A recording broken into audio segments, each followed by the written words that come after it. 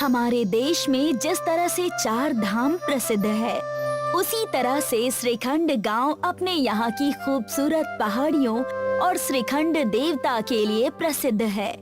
दूर दूर से लोग श्रीखंड देवता के दर्शन के लिए यहाँ आते हैं। इसी तरह एक दिन रॉबर्ट डिसूजा यहाँ घूमने के लिए आता है।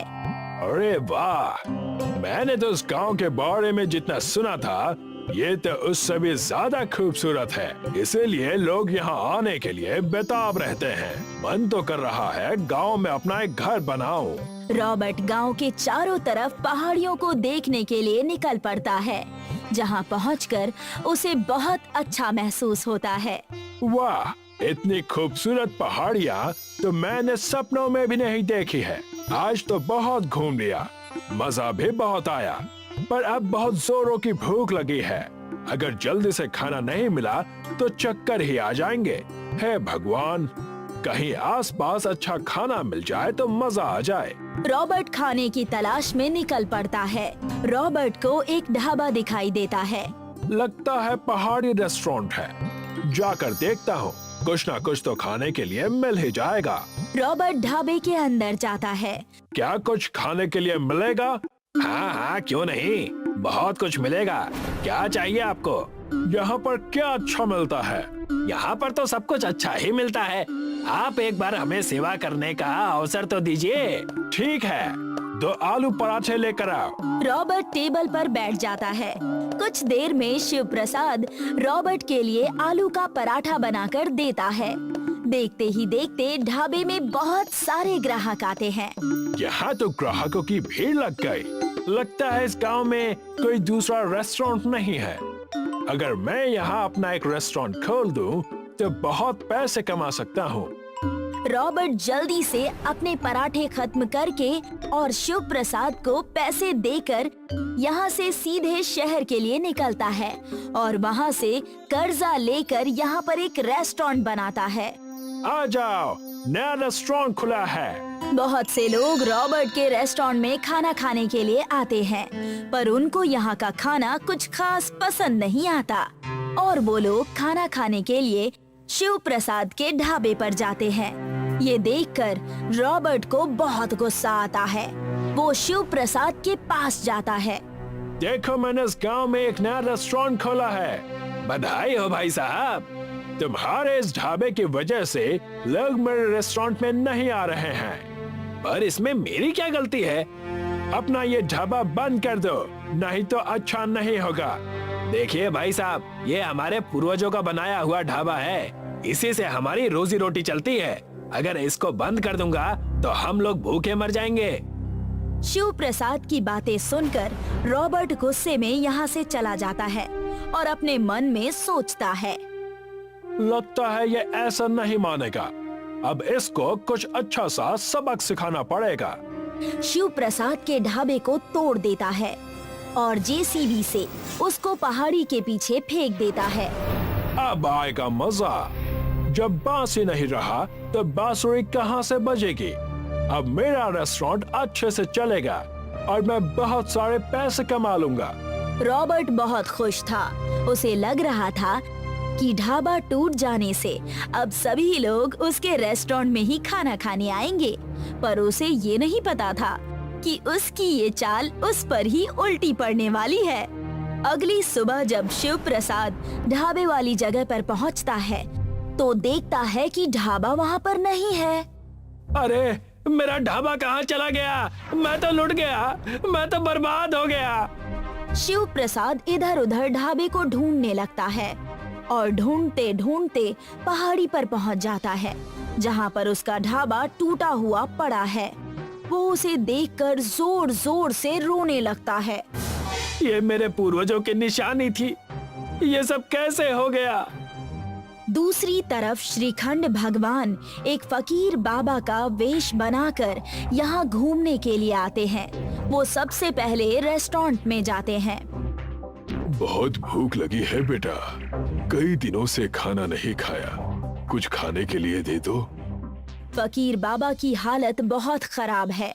उनके कपड़े फटे हुए हैं और पैरों में चप्पल भी नहीं है। अरे भिखारी बुड्ढे, यहाँ अंदर कैसे घुस गया तू? निकल जा यहाँ से।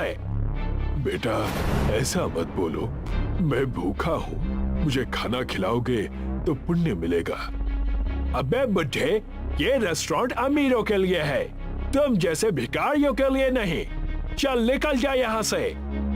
रॉबर्ट फकीर बाबा को रेस्टोरेंट से बाहर निकाल देता है। फकीर बाबा पैदल चलते हुए पहाड़ी की तरफ जाते हैं, जहाँ शिव प्रसाद ढाबे के सामने बैठकर रो रहा है। कुछ खाने के लिए दे दो बेटा, बहुत दिनों से भूखा हूँ। बाबा मेरे पास आपको खिलाने के लिए कुछ भी नहीं है।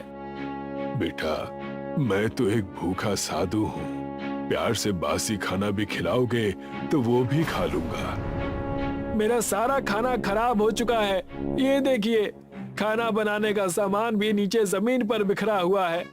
फकीर बाबा देखते हैं कि ढाबे के अंदर का रखा हुआ सारा राशन जमीन पर चारों तरफ बिखरा पड़ा है।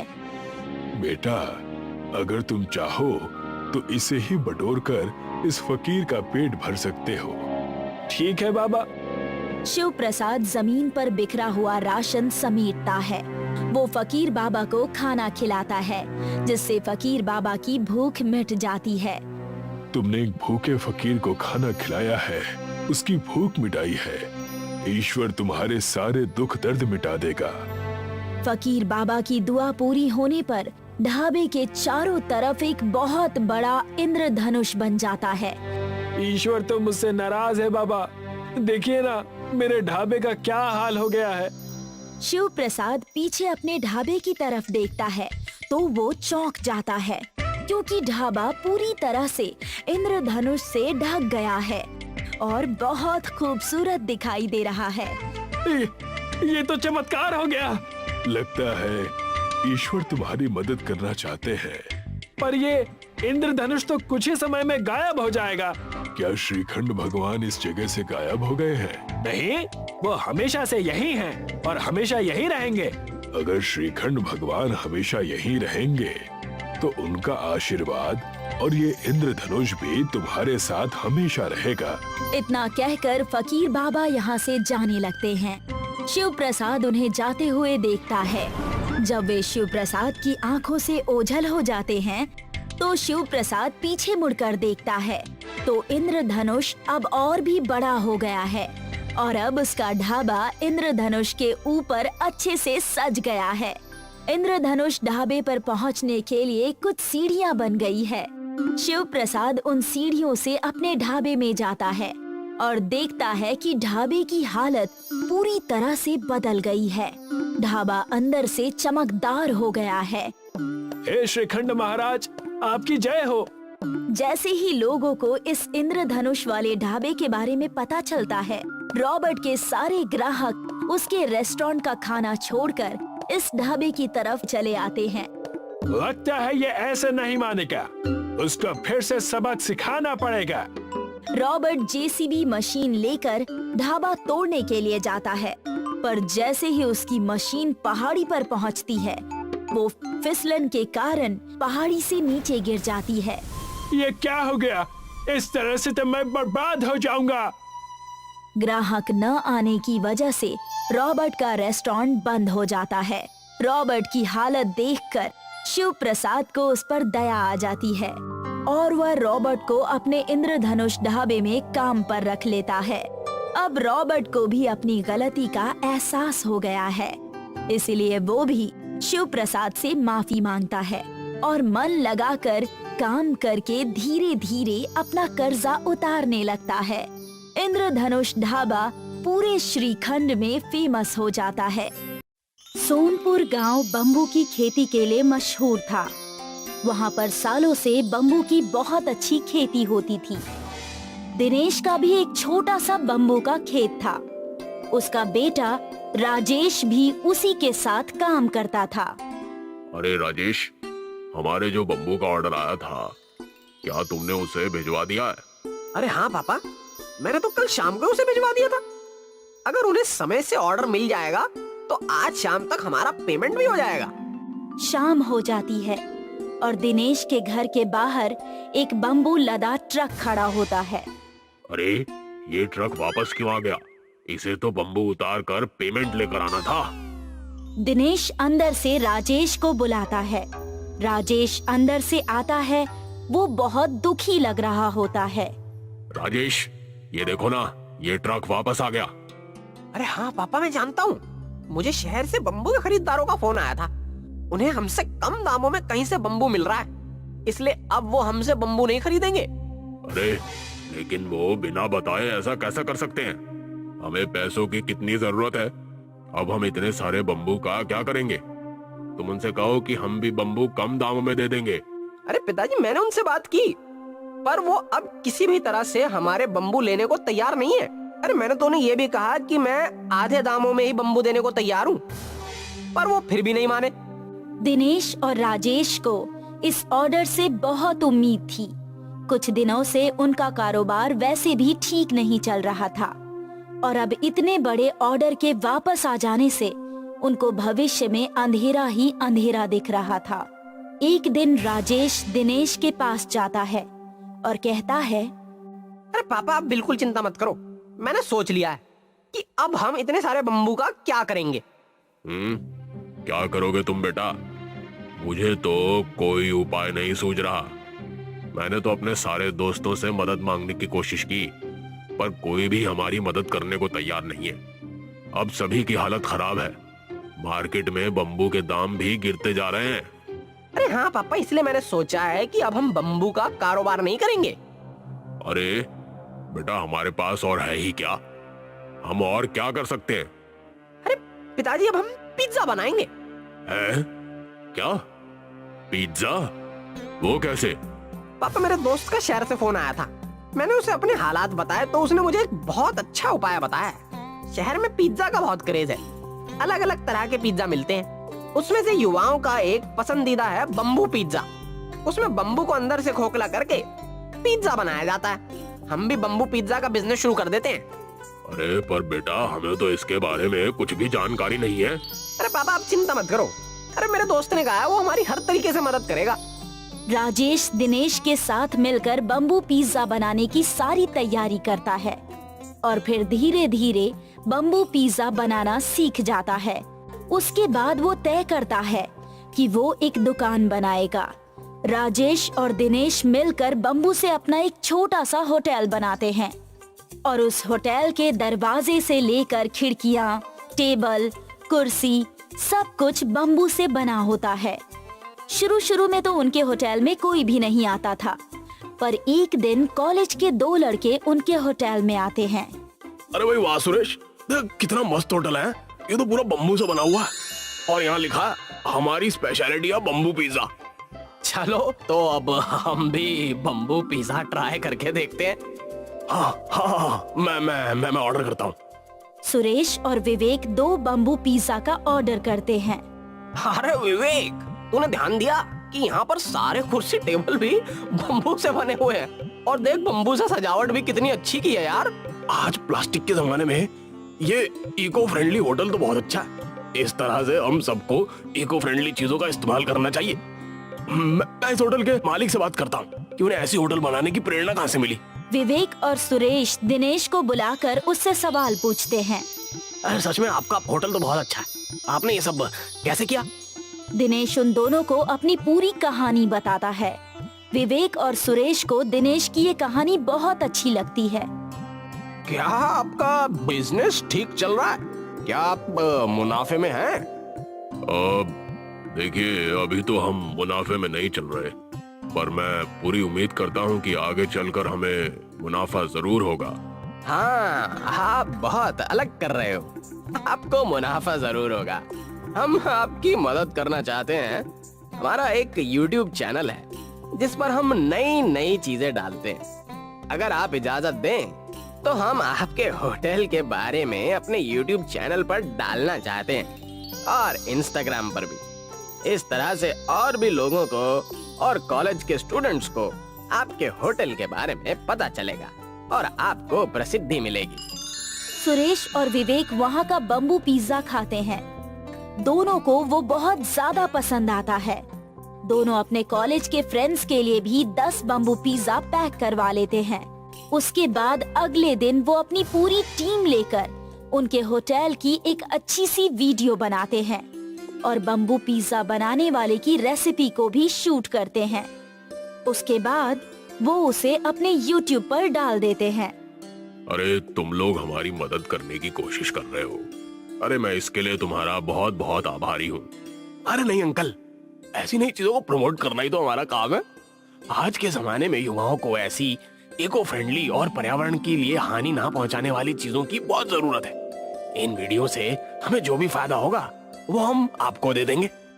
अरे विवेक, देखो बम्बू पिज्जा की रेसिपी पर तो एक ही घंटे में 1 लाख व्यूज आ गए भाई, 10,000 लाइक और 1000 कमेंट भी हैं।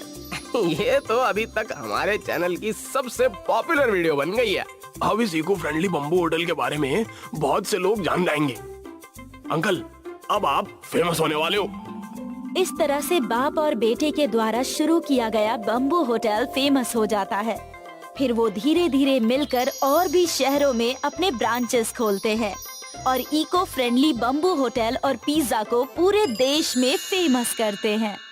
आओ आओ, मैं तुम तीनों का इंतजार कर रहा था। बड़े दुख के साथ कहना पड़ रहा है कि हमारी कंपनी बड़े घाटे में चल रही है। इस वजह से हमें वर्करों की छटनी करनी पड़ रही है।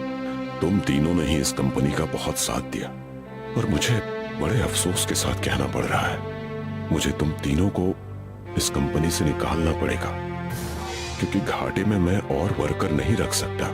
पर सर, इस समय हम कहाँ जाएंगे? अभी तो मार्केट में भी काम नहीं है और आपने पिछले कई महीनों से हमें ठीक से सैलरी भी नहीं दी है। और मुझे तो अपनी बेटी का ऑपरेशन भी कराना है। मेरे पास तो पैसा है ही नहीं और आप मुझे नौकरी से निकाल देंगे तो मैं अपनी बेटी का ऑपरेशन कैसे कराऊंगा? सर, मेरी तो एक अंधी बूढ़ी माँ है। मैं उसको कैसे बताऊंगा कि मैं नौकरी से हाथ धो बैठा हूँ? मैं तुम सबकी परेशानी को समझता हूँ, पर मेरे हाथ में अब कुछ नहीं है। मुझे तुम तीनों को नौकरी से निकालना ही होगा। मुझे माफ कर देना।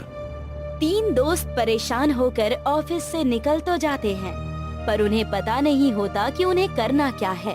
वो तीनों अपने अपने घर पहुंचते हैं और उदास होकर बैठ जाते हैं। फिर एक शाम तीनों मिलने का प्लान बनाते हैं। इस तरह हाथ पर हाथ रखकर बैठने से कुछ नहीं होगा। हम तीनों ही बेरोजगार हैं। इस समय हम तीनों को नौकरी की तलाश करनी चाहिए। बहुत दिनों तक तो हम अपने घर वालों से भी झूठ नहीं बोल सकते। उनकी आंखें हमारी तरफ टकटकी लगाए देखती हैं कि हम कब उनको पैसा देंगे और वो घर खर्च चलाएंगी। अब तो मुझसे भी अपने घर की हालत देखी नहीं जाती। चलो एक साथ नौकरी की तलाश करते हैं। तीनों नौकरी की तलाश करते करते एक गांव में पहुंचते हैं, जहां पर पानी की कोई सुविधा नहीं होती। अरे, ये गांव तो बड़ा पिछड़ा हुआ लग रहा है। सोचते सोचते ये हम कहाँ आ गए? इस गांव के लोग बहुत परेशान लग रहे हैं। लगता है कुछ दिक्कत है। चलो इस बूढ़े आदमी से पूछते हैं। तीनों जाकर उस व्यक्ति से पूछते हैं तो वो व्यक्ति बताता है, इस गांव में बहुत समय से बारिश नहीं हुई है, जिस कारण यहाँ अकाल पड़ने की आशंका है। हम इस गांव में पानी की बूंद बूंद के लिए तरस रहे हैं, पर यहाँ पर बादल आते हैं, हवा में उड़कर चले जाते हैं, जैसे हमें चिढ़ा रहे हों। पर शहर में तो बारिश हो रही है और आसपास के गांव में भी, तो इस गांव में भला क्यों नहीं हो रही? अब तो बारिश बेवक्त होती है, पर बिल्कुल नाम मात्र के लिए होती है। हमें इसका कोई तो उपाय सोचना होगा। तीनों आपस में विचार विमर्श करते हैं और पूरे गांव में देखते हैं तो वहाँ पर न कुआं होता है न ही तालाब। वो समझ जाते हैं कि परेशानी क्या है। इस गांव में न कुआं है न तालाब। इस गांव के लोग पानी को व्यर्थ ही बहा देते हैं, उसे इकट्ठा करके नहीं रखते, जिससे इन्हें बहुत परेशानी उठानी पड़ती है। हमें इनकी मदद करनी चाहिए। वैसे भी हमारे पास कोई काम धंधा तो है नहीं। तू कहना क्या चाहता है? दरअसल बात यह है कि इस गांव में हमें कुएं और तालाब खोदने चाहिए, जिससे जब भी बारिश हो तो पानी इकट्ठा हो सके। हाँ, तुम सही कह रहे हो। हमें इन लोगों के काम आना चाहिए और इन्हें पानी की अहमियत भी बतानी चाहिए। तीनों कामों में जुट जाते हैं। जब लोग उनसे पूछते हैं तो वो पानी की अहमियत बताते हैं और उनकी बातें सुनकर सभी लोग प्रेरित होकर उनकी मदद करते हैं। इन कुओं और तालाब को खोदने का क्या फायदा है जब बारिश ही नहीं हो रही? बेवजह तुम मेहनत कर रहे हो। देखना, एक दिन ये तालाब और कुएं जरूर भरेंगे, ये मेरा विश्वास है। ये सब एक बादल देख रहा था। वो ये देखकर बहुत खुश हुआ। जब एक दिन तीनों एक पेड़ के नीचे बैठे हुए थे, तब वो उनके पास आया और उनसे बोला, मैं तुम्हारे प्रयास से बहुत खुश हूँ। इस गांव के लोग पानी की कदर नहीं करते थे और फालतू पानी बहाते रहते थे, इसलिए मैंने इस गांव में बरसना छोड़ दिया था। पर तुम्हारी मेहनत से मैं बहुत खुश हूँ और तुम्हें ये 3 बादल देना चाहता हूँ। इन बादलों का हम क्या करेंगे? ये बादल हमारे किस काम के? इन्हें बरसना है तो बरस जाए ना। ये बादल इस गांव पर बरसेंगे और तालाब और कुएं भर देंगे, पर इन तीनों बादलों का तुम उपयोग कर सकते हो। ये जादुई बादल हैं। इन पर तुम अपना रेस्टोरेंट बनाना, जो 3 अलग अलग तरह के खाने अपने आप ही बना देगा और तुम्हारा रोजगार चल पड़ेगा। क्या सच में? वो तीनों अपने आप ही खाना बना देंगे? हाँ, वो कस्टमर को अपने साथ ऊपर लेकर जाएंगे। ये रेस्टोरेंट ऊपर बादल पर ही रहेगा। बादल उस गांव पर बरसने लगता है और सभी गांव वाले बहुत खुश होते हैं और तीनों को बहुत आशीष देते हैं। तुम तीनों के प्रयास से आज इस गांव में बारिश हुई है। हम तुम्हारा एहसान कभी नहीं भूलेंगे और पानी की बचत जरूर करेंगे, जिससे आगे हमें इस समस्या का सामना न करना पड़े। वो तीनों 3 रेस्टोरेंट तीनों बादलों पर बनाते हैं, जिसमें 3 अलग अलग तरह के खाने बनते थे। सब उनके बादल वाले रेस्टोरेंट में खाना खाने आते हैं, क्योंकि वहाँ बहुत ही अच्छा खाना बनता था। सब उस बादल पे चढ़कर खाना खाने का मजा लेना चाहते थे। ये देखकर तीनों बहुत खुश होते हैं। कभी सोचा भी नहीं था कि बादलों का रेस्टोरेंट हमारे पास होगा।